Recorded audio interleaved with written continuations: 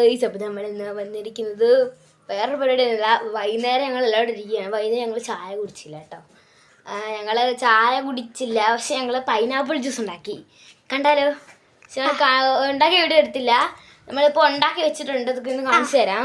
വൈകിട്ട് ചുമ്മാ ഇരുന്നപ്പോൾ ഞങ്ങളുടെ വീഡിയോ എടുത്തല്ല ഈശുട്ടി. ഞങ്ങൾ രണ്ടുപേരും കുളിച്ചിട്ട് വന്നിരിക്കുക കേട്ടോ. അച്ചാമ്മയാണ് ജ്യൂസ് അടിച്ചത്. സത്യം പറഞ്ഞേ ഞങ്ങൾ മൊത്തം കുടിച്ചു തീർത്തു. കാണിച്ചു തരാം. ജ്യൂസ് മൊത്തം ഉണ്ടാക്കി.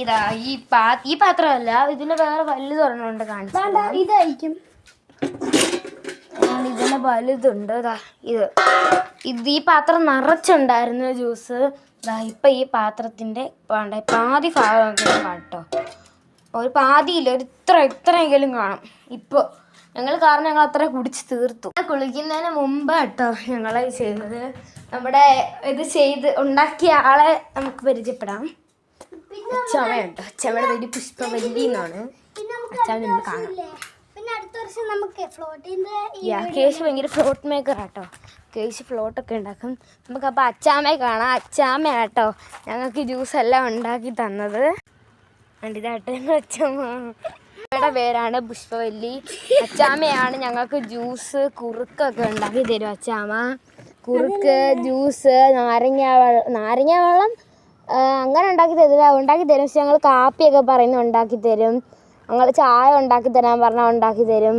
പാൽ കാപ്പി ഉണ്ടാക്കി തരാൻ പറഞ്ഞാൽ ഉണ്ടാക്കി തരും. അച്ചാമ്മയാണ് ഞങ്ങൾക്ക് എല്ലാം ഉണ്ടാക്കി തരുന്നത്.